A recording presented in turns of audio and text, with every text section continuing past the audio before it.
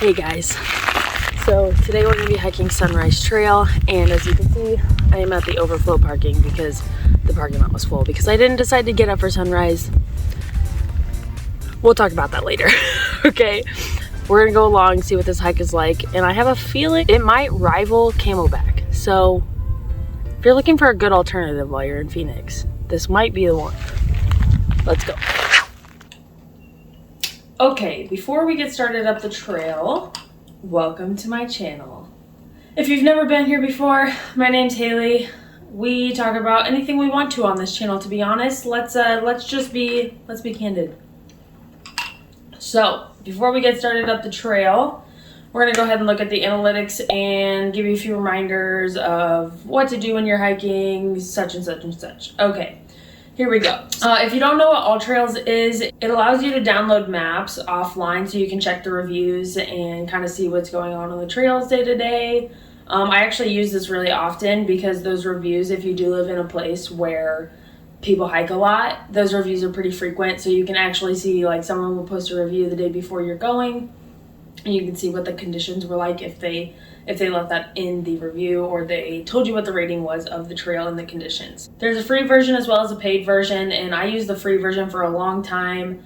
And the only downfall with AllTrails is that if you live in a place where people don't really hike a lot, you know, like the Midwest, the trails and the maps for them are not accurate. But being in Arizona, all of the trails here are really accurate. So you won't have a problem if you're looking for trails in Phoenix.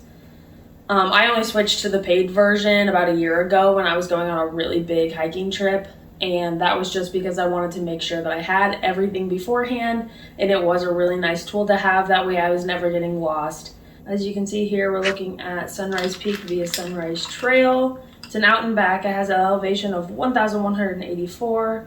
If we click on the map here, we can actually put it into 3D version. And I actually love this because it gives you a really good aerial view before you get on that trail to see kind of what you're getting into. You can drag your little mouse along this bottom part here, showing you kind of like where those elevations peak. And this is my favorite part, honestly. It's so satisfying to like watch it come back down. I know that's silly of me, but it's one of my favorite things. Over on the left side, you can scroll down. It shows you the weather for the coming up days, shows you the reviews. You can write a review if you've done it, and then you can check on other reviews from other people. Make sure that you are bringing enough water. I'm using my runner's vest with a water pouch in it just because I didn't want to have a big bulky bag on me today. Well, it's just from Amazon, but I do love it. I've had it for over 3 years now, and it's never failed me. It has nice compact pockets. If you do need to carry anything with you, you can bring a little snack, and I put my key in one of the little zipper pockets, and it works really well. Just some basic tips before you get out onto any trail usually, but this one especially. Anytime that you're hiking in Phoenix, definitely wear sunscreen, okay? I don't care what time of year it is. First of all, you should be wearing sunscreen on your face regardless of where you are and what time of year it is, but we're not gonna get into that. Dogs are allowed on this trail on leash, but I did see one that was off leash, but he was very well behaved and there wasn't a whole lot of people out, but I was seeing a lot of dogs. There was probably 5 or 6 by the time that I got all the way up and down. I recommend wearing actual hiking boots for this hike. I saw a few people in like Vans or something, but the likelihood of you getting hurt if you're wearing those flat shoes is a lot higher. I actually almost fell coming back down because there's a lot of loose gravel on this, so I would just play it safe and recommend hiking shoes. Not a necessity on this one by any means, but I would always recommend it. And then finally, some basic trail etiquette, and I'm going to emphasize this one because some people still don't get it, but that's okay. We're here to learn. People going up have the right of way, so if you're coming down and someone's coming up, you need to step off to the side and let them pass you. Do not bring a portable speaker. Do not bring a portable speaker. People go out into nature to enjoy nature. If you're gonna listen to music, wear headphones. That is basic trail etiquette. Do not bring a portable speaker. I'm only emphasizing this so much because there was somebody, frat boy-esque, had a portable speaker, playing it loudly. very invasive to the whole environment of what you're trying to do. And lastly, leave no trace. Okay, this is a big one in the hiking community. There are 7 principles, but I'm just going to go over the ones that are most pertinent. So basically what you want to remember is don't take and don't leave. So that means don't take any souvenirs with you. That plant life is supposed to be there. If you take something out of the environment, you are disrupting the balance. Don't leave any trash behind. Okay, this seems like an obvious one, but I still see trash on the trails pretty frequently. And lastly, do not disrupt the environment. The little rock sculptures that people make, a lot of the times you'll see these in Sedona. That's very disruptive to the environment. There's a lot of little lizards, a lot of little critters and things that live inside of those rocks and underneath the cover. And when you displace those rocks, it really disrupts their environment. Now that we've covered all the things that you need to know beforehand, let's get into the hike itself. And I'll see you afterwards to talk about why I think this trail is 100% better than Camelback, and my overall review of the whole thing, and how to avoid a parking ticket. Stay tuned. Let's go.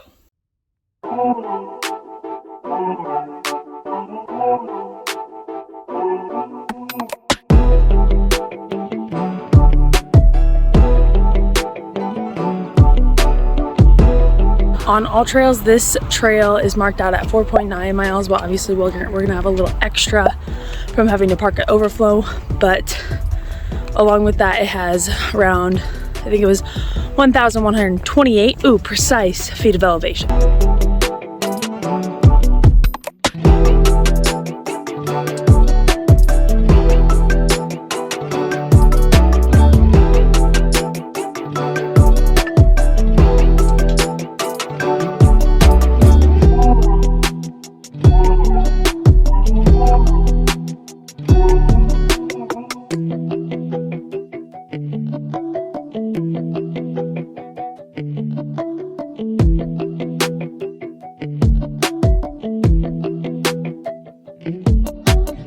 This hike is really close to Fountain Hills. It's technically in Scottsdale, but if you can see there, we have 4 peaks, which you can always see from a lot of places, but it is really cool to see that in the distance. And then these apartment buildings over here, you actually have to go into Fountain Hills to get to those, but they are in a Scottsdale area code.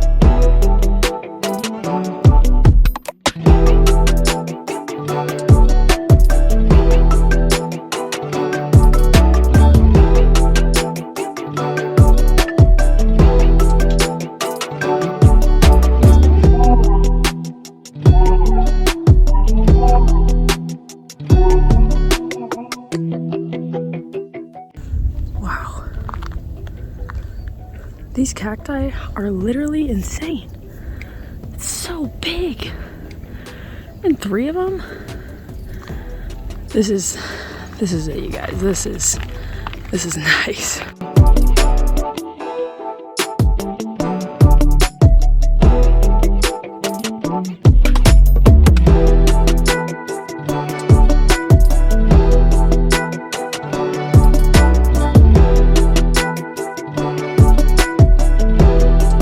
Okay, we are getting nearer to the top, and I presently on my watch from the overflow parking am at 2.55 miles, and this is still going up, so definitely be ready for a workout. But if you came to hike, you should be expecting a workout. Right now, my timer is at 1 hour, 38 minutes.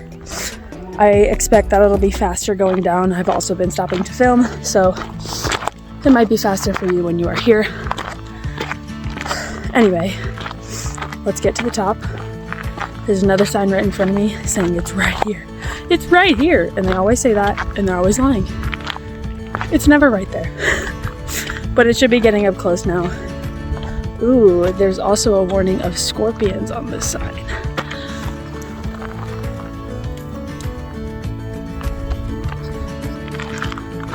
So,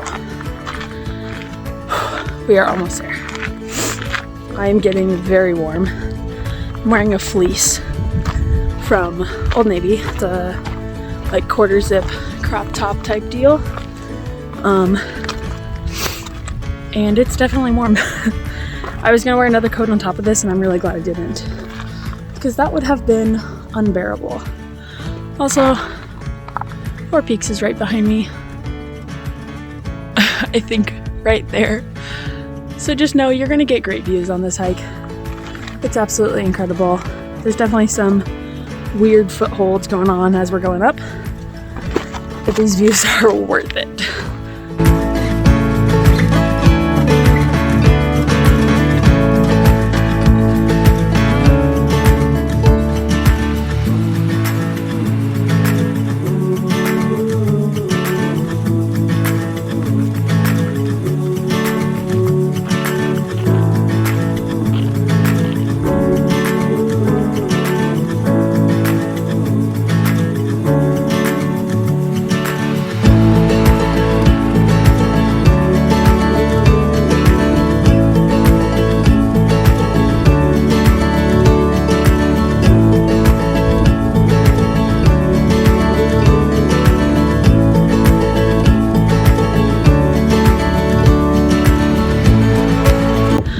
We are almost to the top.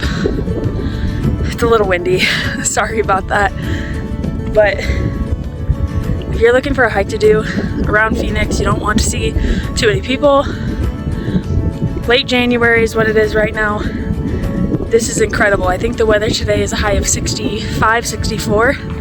And look at these views. This is insane.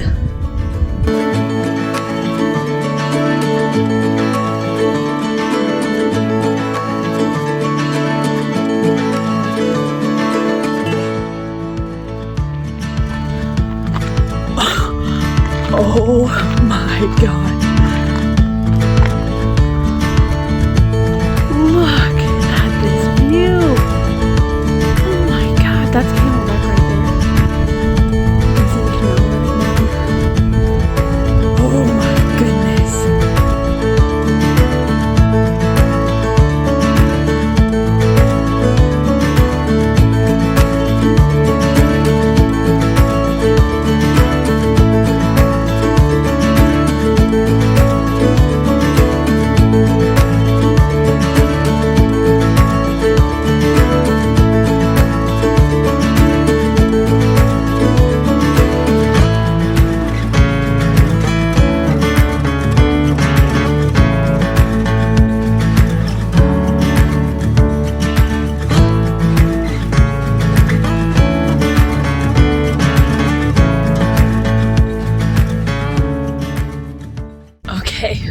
We have made it to the top.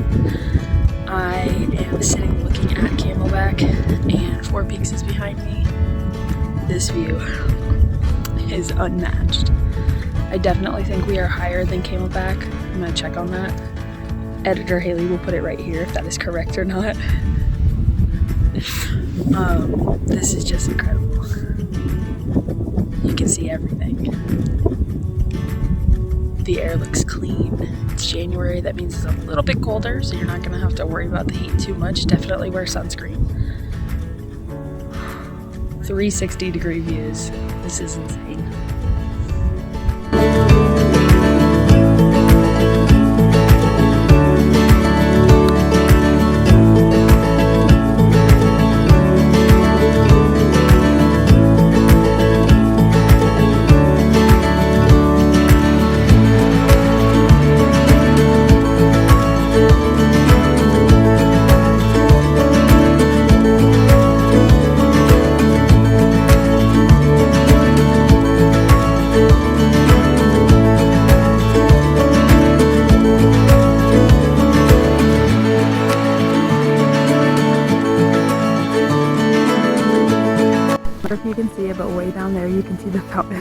popping off at Fountain Hills because it's 11 o'clock on the dot, and that fountain goes off religiously.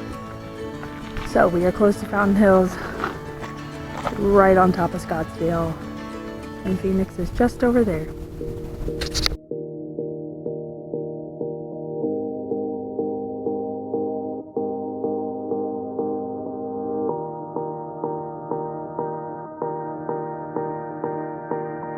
Best thing about this, there's no one up here.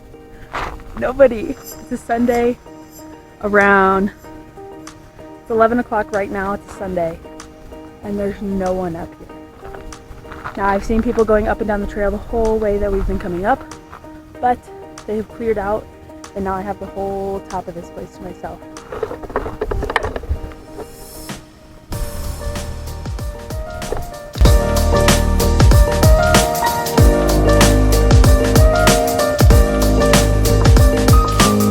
Okay, I have some other things I need to get done today, so we're gonna book it to the bottom, and then we will chat about how awesome this hike is.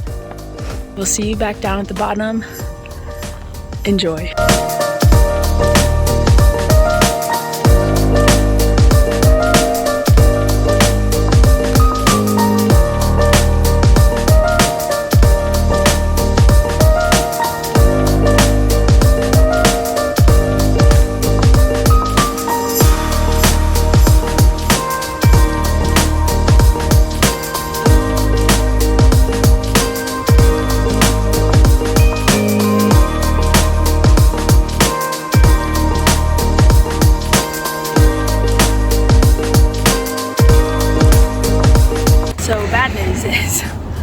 Overflow parking where the sign says it is, not on the street.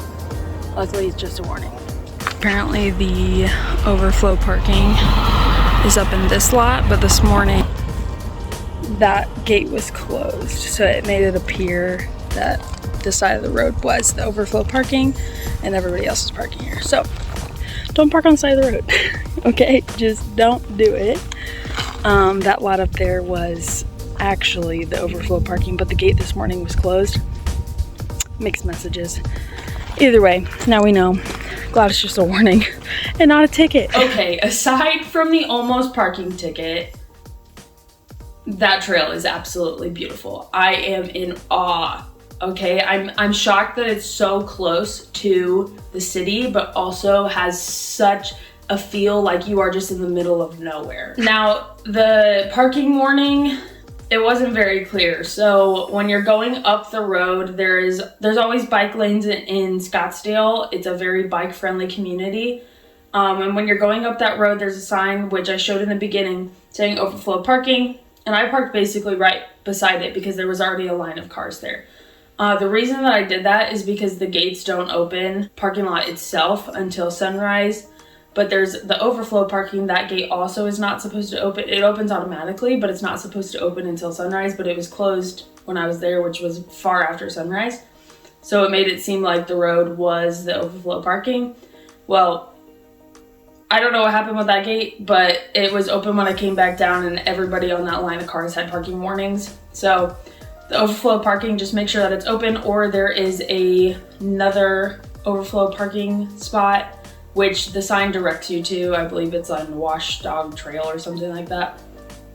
So just be aware of when you're going, either go really early or make sure that you're finding a proper place for actual overflow parking, or just get dropped off. Now, I know that's pretty much the same deal as when you're going to Camelback. The difference here is that I think when you're going to Camelback, that is almost a 100%, actually it is a 100% guarantee that you are not gonna get a parking spot unless you are there at 3 a.m. waiting. I just don't like to have to stress about a parking spot for something that I'm trying to do that's supposed to be relaxing. I definitely think the parking situation is not good on either place, but I think it's a lot better at Sunrise Trail than it is at Camelback. Adding on to the parking situation, the top reasons that I think that this hike is better than Camelback is that it's less traffic, so you're not going to see as many people, and it's not as difficult. Now, it's much longer than Camelback, but it has the same elevation gain over a more stretched out period. So Camelback is 1 mile straight up, I don't know if you've seen Camelback. You have to scale rocks, okay? This is not like a normal hike. Camelback is pretty much not doable unless you are athletic. This hike, you're gonna be able to make it all the way to the top without a problem. There's a few places where you have to climb over some rocks, but it's nothing compared to the absolute scaling that you have to do on Camelback. There's many people I see on Camelback who physically cannot make it to the top, which is really disappointing because it's supposed to be like this amazing hike in Phoenix to do. This hike is definitely a good alternative. Next, you get more views. The point of going out into nature is to have those beautiful views around you. You get a view of 4 peaks. You get a view of the McDowell Mountain range because you are hiking up in it.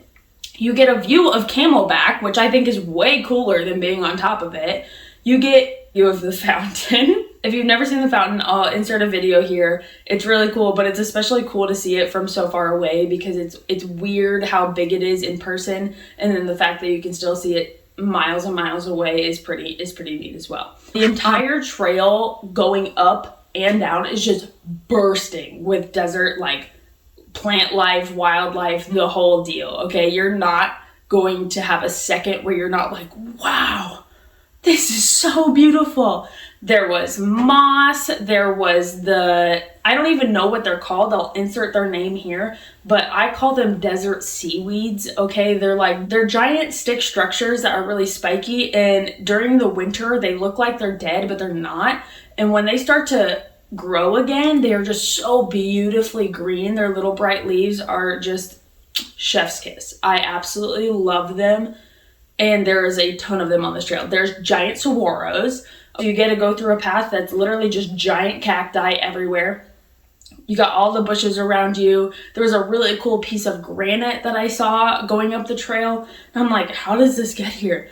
But it's just absolutely beautiful the entire way up and down. I would say the view at the top isn't as awe-inspiring as the whole way up and down, but it definitely makes up for anything that it might lack at the top, and I still think the view from the top was really good. Overall, I really love this hike and its proximity to the city. I will probably be doing it more often now that I've found it. I will be doing an entire hiking series on hikes around Phoenix and what I think of them, so stay tuned for that. If you have any recommendations for that, leave a comment down below so that I can add that to my list of hikes to go out and do. And if you've done this hike, leave me a comment. What did you think of it? I am pretty impressed, to say the least.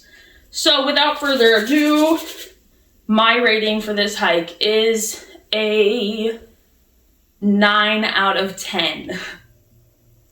Did I just say that? 9 out of 10. I know it's the first one, and I know it's like in the middle of a metropolitan area, but this hike is incredible. Now, it doesn't have the giant red rocks or anything like that, but it is still absolutely incredible, and I definitely recommend that if you are in the Phoenix area, skip Camelback, do this one instead. If you got any value out of this video, please remember to hit that like button and don't forget to subscribe, or don't. I don't make your choices, but if you like this content and you want to see some more of it, I would love to have you stick around. I'll see you in the next one. Or maybe I won't, but those of you who will be here, you're in for a treat. Let me know what hikes you want to do. Peace.